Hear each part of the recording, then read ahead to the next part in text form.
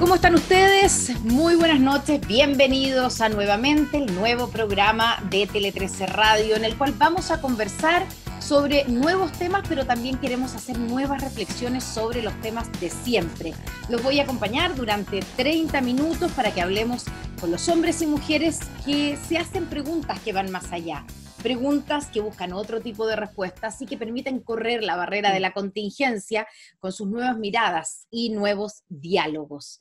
Se dio a conocer el segundo informe del Care Workers COVID-19 Study, que indica, este es el titular, digamos, que el 10% de los trabajadores de la salud ha tenido ideas de muerte. Esto se manifiesta en haber deseado estar muerto o irse a dormir y no despertar durante las últimas 2 semanas. A esto se suma que el 1,3% ha expresado alguna ideación suicida. Bueno, para hablar de esto les presento a nuestra entrevistada. Nombre: Antonia Aguirre. Estudios: Psicóloga clínica de la Universidad Diego Portales, magíster en Clínica y Salud Mental de la University College of London. Cargo: Coordinadora Centro de Bienestar Comunitario Rucalaf de la Corporación Municipal de Renca, miembro del equipo chileno Healthcare Workers COVID-19 Study.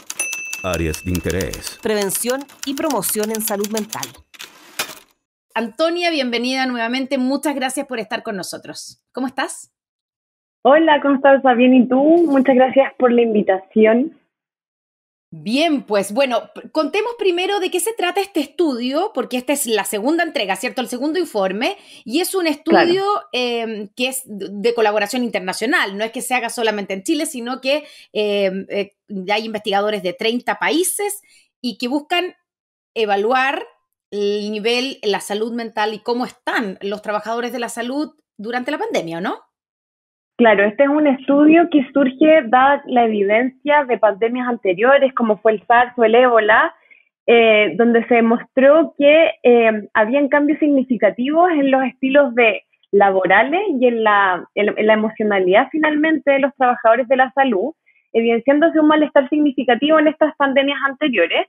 Y es por eso que se decide investigar nuevamente, porque la pandemia que estamos viendo ahora no tiene precedentes, y se realiza un estudio de colaboración que parte principalmente en Chile con la Universidad de Columbia, con estudiantes que están allá también chilenos, y comienza a surgir mucho interés por realizar este estudio sobre el estado de la salud mental de los trabajadores y trabajadoras de la salud, y comienzan a sumarse. Ya hoy día somos más de 30 países en los 5 continentes, siendo el principal foco igual América Latina y sí, España también.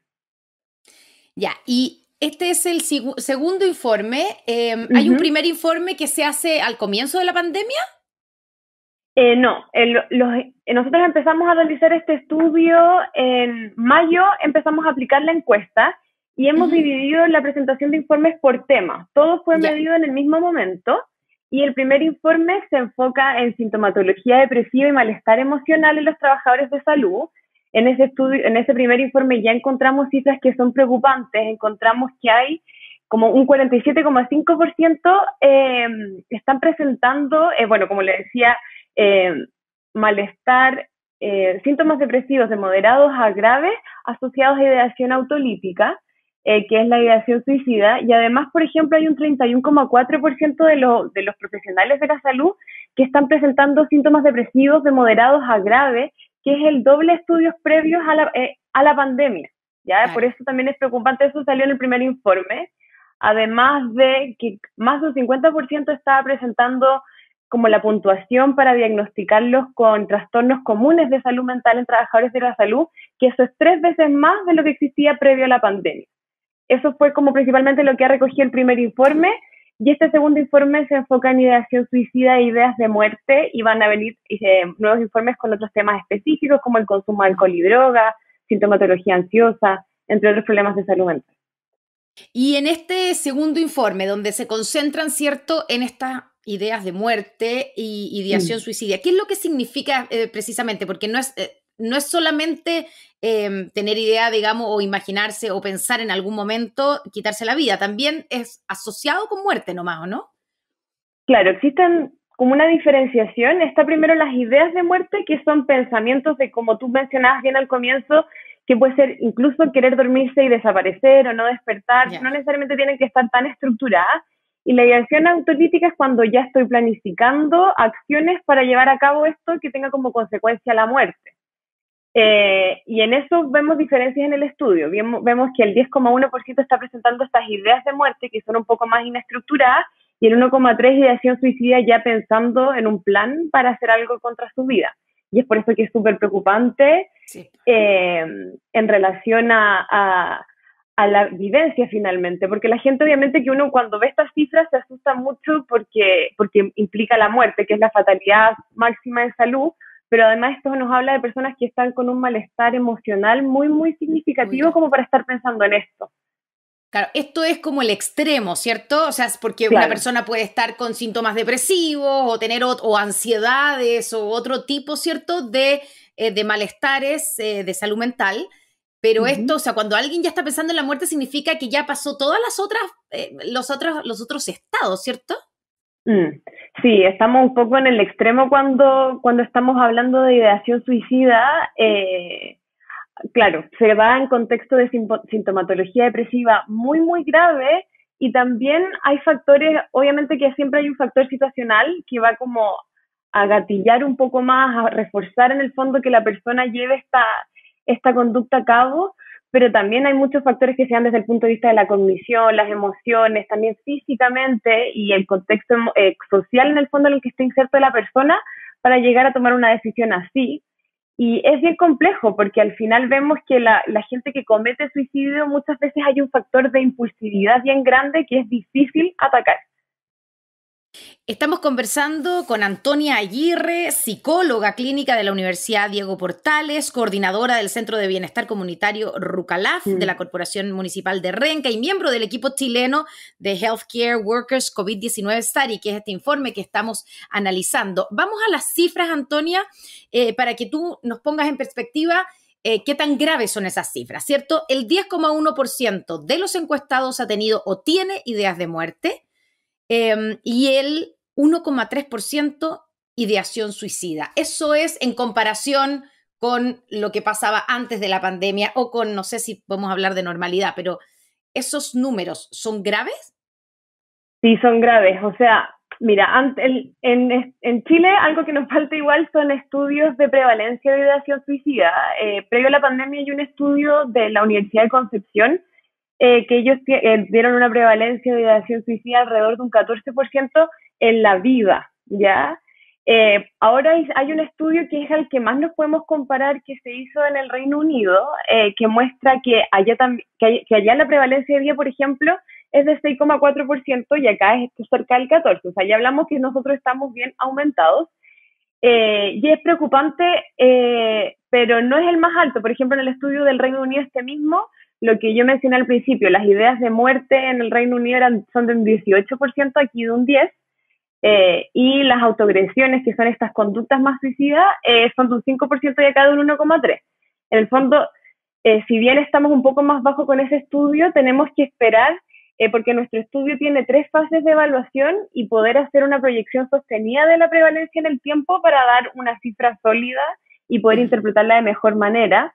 Pero independiente de eso, ya es preocupante que 10 de cada 100 personas estén pensando en cometer estas acciones en contra de su vida, y es algo que, dado que el suicidio está relacionado, como te mencionaba, con los estresores, y estos van a seguir aumentando y sosteniéndose en el tiempo, es posible que la prevalencia de suicidio aumente de aquí al final de la pandemia o en el desarrollo de la pandemia. Y en ese sentido, Antonia, ¿qué significa, o sea, y si uno pudiera encontrar como las causas, porque uno puede entender, ¿cierto?, el nivel de estrés al que han estado sometidos los trabajadores de la salud, pero no es solamente eso lo que les provoca estas ideas de muerte o estos malestares, ¿cierto?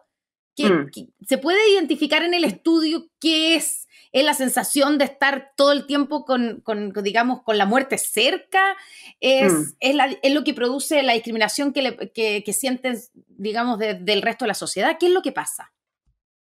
Mira, ahí pasan varias cosas. Primero, igual hay estudios previos a esto en relación a los trabajadores de la salud general y sobre todo los médicos que tienen un aumento en sus conductas autoagresivas o de ideación suicida previo a la pandemia, ¿ya?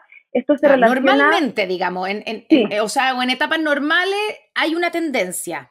Sí, ¿Y ellos eso están por en qué más se en riesgo. explica? ¿Y eso por qué se Se explica? ¿Por el explica, contacto con la muerte?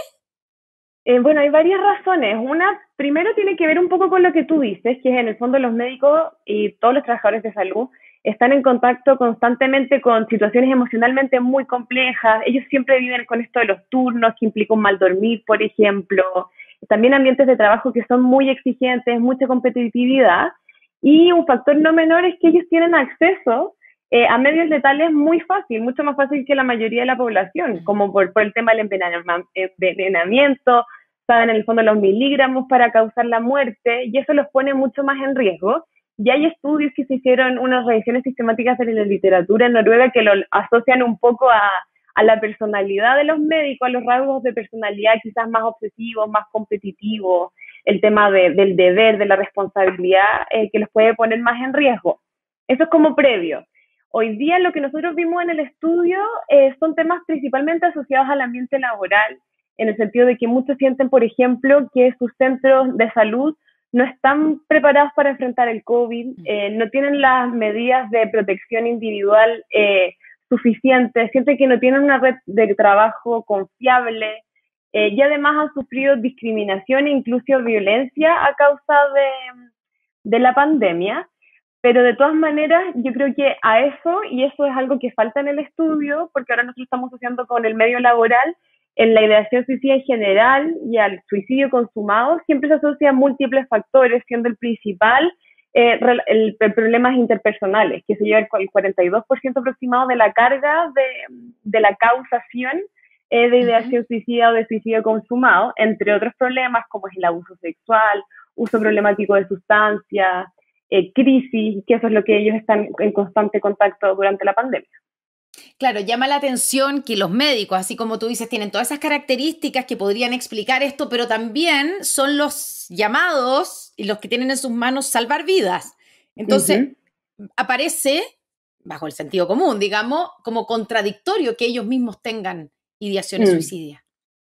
Sí, es complejo. Yo creo que también es porque, y esto es una opinión más personal, yo creo que falta formación quizás y apoyo dentro de los centros de salud emocional, no solo para los pacientes, sino para los mismos médicos que les toca entregar malas noticias. Durante el tiempo de pandemia han entregado noticias malas constantemente, a veces ellos se enfrentan a problemas de insumos, que no tienen, que ellos no son los responsables, ellos igual tienen que seguir.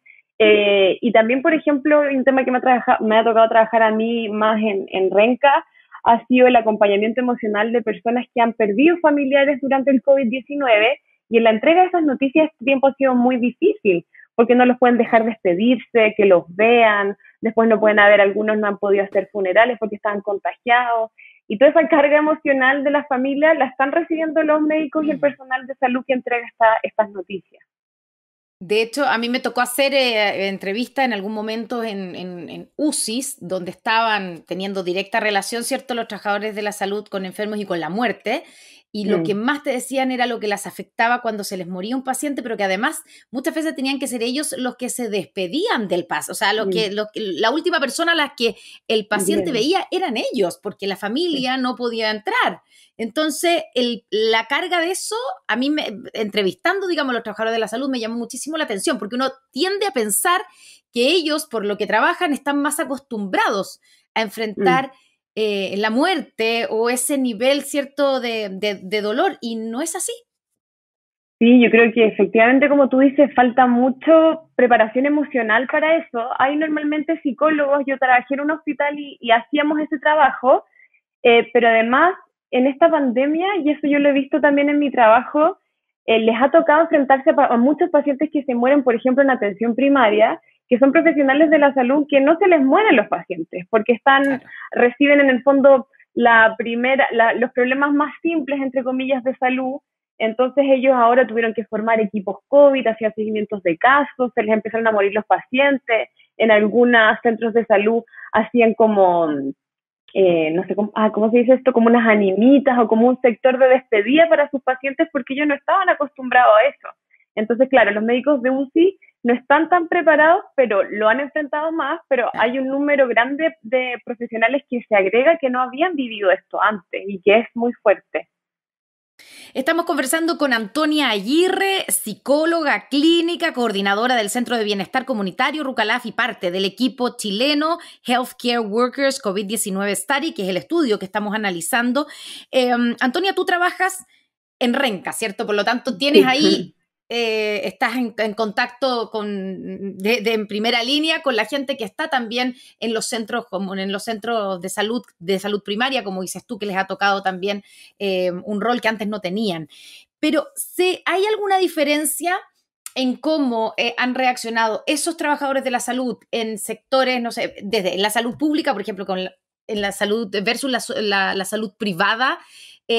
Porque estoy pensando que las condiciones a veces son peores, o hay menos insumos, o hay menos herramientas, o sectores vulnerables versus sectores más acomodados. ¿Habrá alguna diferencia entre lo que les pasa a los trabajadores de la salud? Yo creo que les debe pasar algo similar, pero las formas de abordarlo son diferentes y ahí sí, obviamente que tiene un rol central el tema de los recursos. Yo siento que, por ejemplo, nosotros en Resca se ha hecho un esfuerzo grande por igual generar instancias de apoyo emocional para los trabajadores de la salud, pero por ejemplo yo ahora estuve en unas capacitaciones que hacen de la Clínica Psiquiátrica de la Universidad de Chile, y ellos por ejemplo ahí pudieron montar una sala que era como de contención con computadores para que los médicos con turno pudieran estar como en contacto con sus familias, sillones con descanso, coffee break, y leyendo como estudios que están haciendo o medidas que se están tomando en otros países como en Inglaterra, les hacen muchas instancias de autocuidado, de apoyo emocional a los trabajadores de la salud, y efectivamente eso no es tan realista acá. O sea, hoy día tenemos el saludablemente... ¿Por qué? ¿Por falta de recursos? Yo creo que es por falta de recursos y ahí es como un problema mayor, porque en general la salud mental ha sido bien invisibilizada en términos de presupuesto, de la agenda pública en general. Y ya la salud mental de los profesionales que están en salud, más aún. Entonces yo creo que sí, que hay un problema de distribución de recursos y de la prioridad también que se le da al tema desde el parte de las autoridades ya a nivel también central y de las autoridades regionales, de los servicios de salud. Sí, pero hay un problema de recursos para generar un mejor abordaje, yo pienso. En términos de los números, en la primera, tú decías, hablabas, digamos, de la primera entrega del informe, estoy poniendo otros números sobre la mesa, ya se decía que el 38,6% de los entrevistados presentaba alteraciones del apetito, un 32,7% alteraciones del sueño, un 37,3% falta de energía y cansancio, un 19% problemas para concentrarse y un 16,3% pérdida del interés o satisfacción en casi todas las actividades. Ahora, eso a mí me suena, corrígeme si estoy en lo correcto, que me suena más a cansancio, a agotamiento después de las horas que han estado, del nivel de esfuerzo que han tenido que hacer para poder responder a la pandemia, que no es lo mismo que síntomas más depresivos, ¿o no? Y ya, por supuesto que incluso cuando estamos pensando en tendencia suicida. O sea, o el cansancio una cosa lleva a la otra. Una cosa lleva a la otra y yo creo que sí, o sea, hay una combinación de elementos, porque los síntomas que tú mencionaste ahora y sus prevalencias son los síntomas que uno evalúa para hacer un diagnóstico de trastorno depresivo efectivamente. Y que como dice la palabra depresión, esto siempre implica una baja de energía y que en el caso de los profesionales de la salud, obviamente que hoy día está el factor estrés y la carga laboral que han tenido, que agudiza esto. Por eso se dice que el estrés va a ser un factor de riesgo para desarrollar problemas de salud mental en general y específicamente depresión y trastornos ansiosos, pero esta lista de elementos como el trastorno, o sea, como la dificultad para dormir, para conciliar el sueño, la pérdida del apetito o aumento, la falta de energía, la dificultad de disfrutar, son todos signos para diagnosticar la depresión en cualquier persona, no solo en profesionales de la salud. Ahora, la gran pregunta es ¿qué se hace con esto? Porque, claro, estamos frente a una pandemia que es algo que, por lo menos esta generación, ¿cierto?, de tú dices, claro, han habido otras pandemias, pero no con el impacto de esta, no con, No. no con el nivel además de mortalidad de los enfermos, etcétera, y el nivel de estrés de los funcionarios de la salud. ¿Qué se hace? ¿Cómo se enfrenta esto? ¿Qué tan urgente es tomar medidas para evitar peores situaciones? Pues porque uno dice, ya, están teniendo tendencia suicida, pero el problema es que puedan concretarlas, ¿o no? Sí, totalmente. O sea, en ese sentido, yo creo que sí o sí es un problema urgente, específicamente en relación al suicidio. En estudios que se han hecho en Estados Unidos, principalmente como con veteranos de guerra, se muestra que el 100% de los que han tenido autoagresiones estaban viviendo un malestar significativo en relación a su vida personal. Entonces yo creo que ahí la principal acción y la principal forma de prevenir en el fondo es generar entornos laborales que cuiden la salud mental de los trabajadores, que potencien su bienestar, que se les ayude a dar estrategias de abordaje emocional, de automonitoreo de salud, mejores maneras de compensar el dolor, por ejemplo, identificar señales de que estoy teniendo un problema de salud mental y que pueda pedir ayuda a tiempo, no cuando sea demasiado tarde.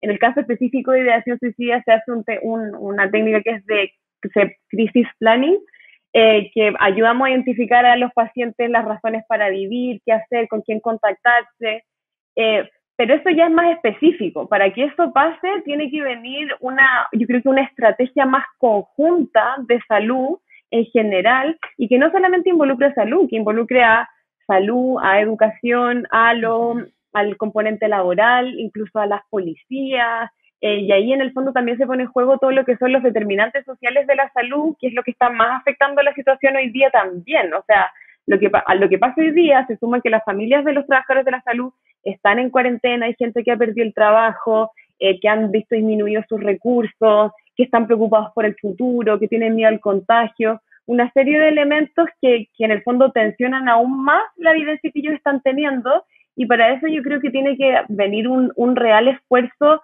desde el MinSal a buscar estos casos y a ver cómo vamos a trabajar con ellos y potenciar que también hayan iniciativas locales que puedan dar una mejor respuesta en términos sobre todo preventivos, sabiendo que el tema de salud mental está muy estigmatizado y por lo que la gente normalmente no consulta por problemas de salud mental porque no saben que tienen un problema de salud mental. Piensan, no, si es normal estar cansado, cómo deprimir, eso es para los débiles y todos esos mitos asociados a la salud mental.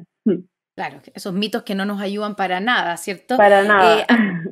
Antonia, tú dices, leyendo algunas cosas que tú dijiste cuando se da a conocer este informe, es necesario tomar acciones para llegar a tiempo. ¿Qué significa eso? ¿Qué tan urgente es para que podamos llegar a tiempo? Yo creo que es ahora, o sea, en el fondo, si es que nos estamos preparando para una segunda ola de esta pandemia, y que más allá de eso, o sea, yo lo vi también en los equipos de salud donde yo trabajo, vino como un sentido de épica de responder a la pandemia que nos tenía todos un poco arriba de la pelota, por así decirlo, sí. Y ahora yo creo que va a ir bajando y se van a ir agudizando y profundizando. Entonces, el actuar a tiempo yo creo que es actuar ahora, con estrategias sólidas. Ahora en un mes se va a discutir el presupuesto. El presupuesto de salud mental en Chile es de un 2,5 y en los países desarrollados es casi un 5% o más. Eso, por ejemplo, es un esfuerzo que se podría hacer, que la discusión del presupuesto se le dé énfasis al tema de la salud mental, y especial énfasis también a cómo vamos a apoyar a los que están cuidando. Y para eso yo creo que esta discusión tiene que empezar ahora y seguir con fuerza. Además, viene un proceso constitucional, esperemos, si es que lo que pasa el domingo, y ahí también se pueden agregar cosas, como te decía, en relación a la salud mental, principalmente en relación al derecho a la salud, a que todos puedan tener acceso de calidad, y también que se puedan abordar los determinantes sociales de la salud. Porque, por ejemplo, una persona que es técnico paramédico, que vive en la Florida, trabaja en Renca, tiene un trayecto de 2 horas, llega a su trabajo, está constantemente en riesgo, después la discriminan en la calle, más encima es mujer y tiene una carga doméstica mayor, son múltiples los factores los que la están poniendo en riesgo. Entonces, yo creo que si bien hay que hacer una estrategia específica hoy día, también hay que poder introducir estos otros factores que van a poder apoyar la solución del problema de la salud mental a largo plazo. Tú hablaste de la discriminación también que reciben los trabajadores de la salud o que han recibido por estar trabajando en la pandemia. ¿Eso es un factor determinante?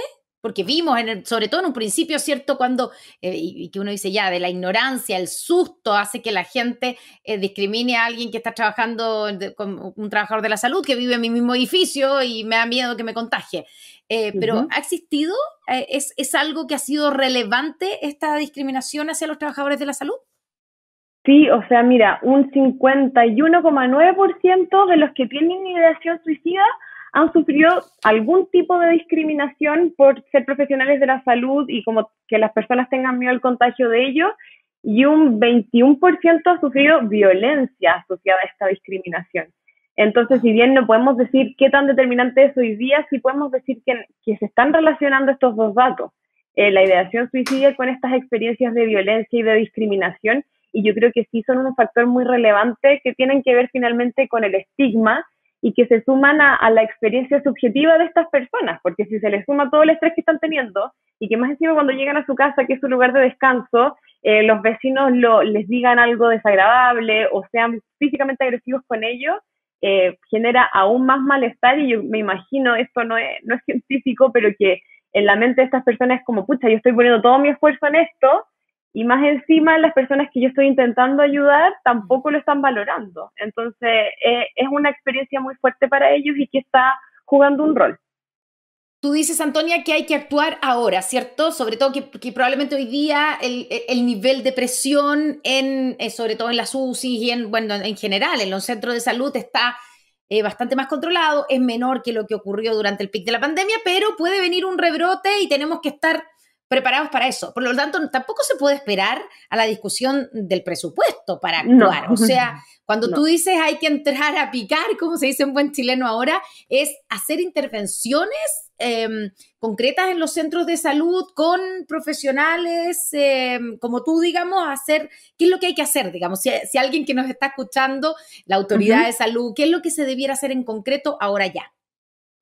Mira, hay distintos niveles. Yo creo que primero a nivel de organización del centro, hay temas que hay que abordar del ambiente laboral y como en el abordaje de la pandemia. O sea, por ejemplo, que las personas tengan los elementos de protección personal que tienen que tener, que tengan acceso a información del COVID y por ejemplo, de sus trabajos, que entiendan lo que tienen que hacer, que estén delimitadas las tareas, que estén claros cuáles son los turnos, por ejemplo, y que ellos estén de acuerdo con el turno, que tengan días de descanso. Que se puedan también apoyar y supervisar más entre pares, y que se puedan tomar decisiones en conjunto, porque también acá como hay muchas decisiones que son nuevas, es necesario que se generen una toma de decisiones más conjuntas, ya que la evidencia está surgiendo. O sea, sabemos que la vacuna está como quizás saliendo ahora, pero no hay nadie que esté 100% seguro en lo que estamos haciendo con la pandemia. Entonces, yo creo que por eso es súper importante tomar como esa actitud de abordaje conjunto.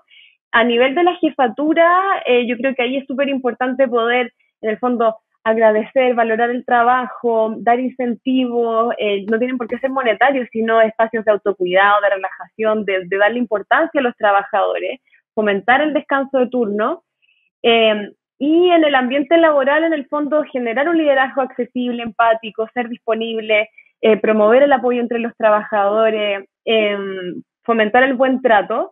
Y yo creo que algo que es más difícil, pero que también es súper importante hacerlo, que a nivel personal, los trabajadores de salud tengan claro cómo identificar signos de salud mental, o sea, que estén preparados para identificar, mira, este ánimo bajo que me está impidiendo levantarme todos los días, ya lleva más de 2 semanas, o sea, esto no es normal, no es que estoy solamente cansado, que se suma que no estoy durmiendo bien, que se suma que estoy con una angustia que me presiona en el pecho todos los días durante 3 horas, en el fondo que ellos también sepan identificar sus propios signos de salud, eso va a ser muy importante. Y también que esté muy claro dentro de los centros de salud dónde pedir apoyo, si lo van a pedir apoyo en bienestar. Hay algunos, por ejemplo, nosotros en Renca tenemos la Asociación Chilena de Seguridad, es la que genera apoyo para temas de estrés laboral, que ellos sepan cómo pedir ayuda, que los jefes se muestren empáticos y receptivos a recibir este tipo de solicitudes de sus trabajadores. yo creo que eso va a ser lo más importante en esta etapa, como generar estos tres niveles de organización de jefatura y a nivel personal, saber cuándo pedir ayuda y que en los lugares de trabajo se permita que las personas accedan finalmente a esto. Muy cortito porque se nos acaba el tiempo. ¿Cuál es el riesgo de no actuar ahora? ¿A qué nos arriesgamos? El riesgo nos arriesgamos a una segunda pandemia que sea la pandemia de salud mental y que eso va a tener implicaciones catastróficas para la salud pública, incluso para la salud no solo de los adultos, sino también de los niños, porque si los adultos están mal, no van a poder cuidar bien a sus niños y ya estamos viendo que hay signos de salud mental también preocupantes en ellos. Y además que ya hoy día las enfermedades de salud mental creo que son la segunda enfermedad, con más carga de años perdidos de vida saludable por enfermedad a nivel mundial. Entonces, si no actuamos a tiempo, nos podemos preparar para una segunda pandemia, una segunda ola de un aumento muy significativo de estas enfermedades. Vamos a nuestra sección El Recomendado. Llegó el momento en que le pedimos a nuestros entrevistados si pueden dejar una recomendación que enriquezca la conversación que hemos tenido durante esta media hora. Puede ser un paper, un libro, una página web, una película, un documental. Antonia. Bueno, yo quería recomendar, porque mi otro amor psicológico es la salud mental de los niños y adolescentes. Y ahí hay dos series muy lindas en Netflix, una que se llama Amor en el Espectro, que es sobre el autismo, y Atypical, que también es una serie sobre un niño que tiene un trastorno del espectro autista, y yo creo que es súper interesante para que la gente se familiarice con cómo se vive este tipo de enfermedades. Perfecto, muchísimas gracias Antonia Aguirre por esta conversación. Muchas gracias a todos los que nos siguieron por Instagram TV y también por nuestra radio 103.3 FM. Gracias Antonia y muy buenas noches. Muchas gracias, chao Constanza.